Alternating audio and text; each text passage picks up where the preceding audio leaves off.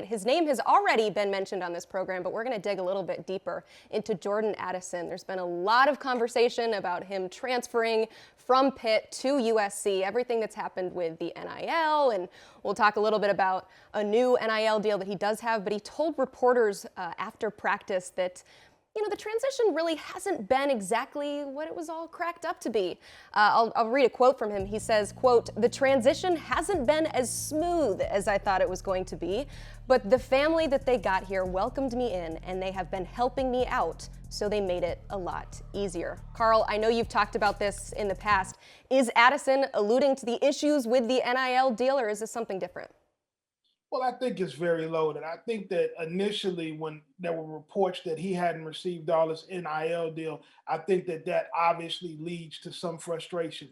But there's a huge transition going from the East Coast to the West Coast. There's a huge transition going from Pittsburgh to LA. It's a different level of scrutiny. It's a different level of expectation. There's a different level playing for Pat Narduzzi and going to play for Lincoln Riley. They're two completely different guys with two completely different personalities. He was just playing with a quarterback that was in the first round. Caleb Williams, although talented, is still trying to find himself and take the next step as an elite guy. So I think that what he's going through is very, very normal. But he has got some significant NIL deals as well. But there's no surprise to me that a guy going from coast to coast had a little bit of uneasiness at the beginning and throughout the process, getting adjusted to the bright lights of Los Angeles.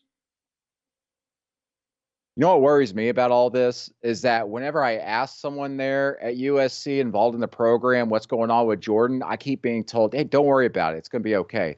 When I've always learned growing up that if someone tells me not to worry about something, that's when I need to worry about something, right? And I worry about Jordan Addison in that atmosphere there. He goes to being the big fish in a smaller pond at Pitt to being a big fish with a bunch of other big fish who want that star power around them. And sure, they're going to be successful at USC this year, but I've got my doubts that Jordan Addison is even going to be able to come close to replicating what he obviously did in a record-breaking year last season as a Biletnikoff winner at Pitt. And you want to talk about NIL deals and all that type of stuff, and certainly that makes you more comfortable, but living your life is much different, and money can only make you so happy.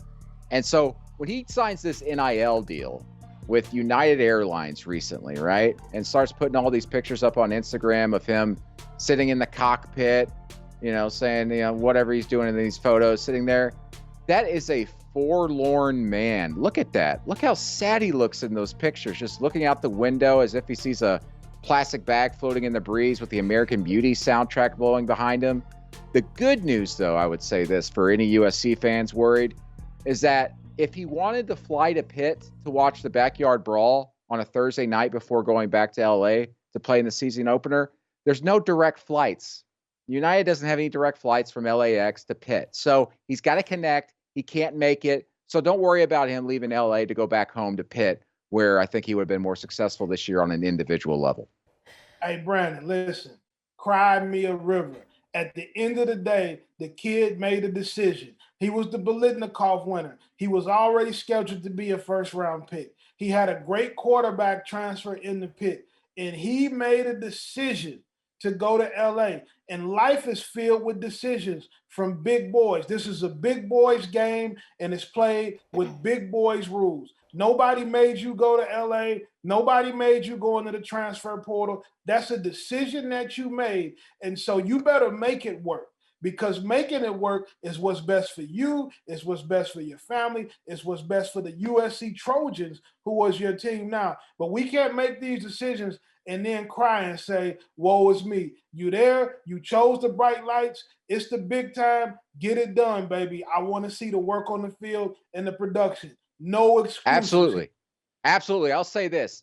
This should be, despite all the rumors, everything that's going on in the background, this should be a warning sign to a lot of players out there that if you're considering transferring somewhere and you're getting promised a lot of things, whether it's on the field or even off the field with NIL deals, make sure you feel comfortable with it all. You got it all lined up and secure that bag before you end up packing your bags.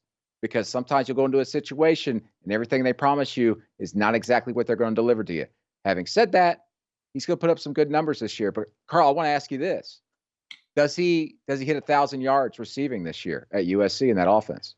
Is Lincoln Riley calling the plays? Of course he hits 1,000 yards. Nobody has been better at getting guys open offensively than Lincoln Riley in that air raid scheme that he runs. It's not really the traditional air raid like Leach. It's a lot of other things going on. But he's going to use Addison inside. He's going to use him outside. He's going to run him in motion. He's going to match him up against safeties, against backers. He's going to use him in RPO stuff. He's going to have a huge season this year. He's got a good quarterback to throw him the ball. And the Pac-12 isn't known for having a bunch of stout defenses now.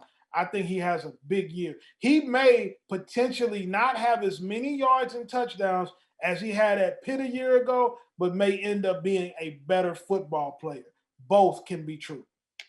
Yeah, I think I agree with that. I think that he's in a position there where he's going to be a little bit more well-rounded in that offense, and there's going to be much more creative in the way they use him. I think he finishes about like 1,100 yards this season, which is going to be fantastic in that offense. They're going to have potentially, I think, 2 1,000-yard receivers in that offense.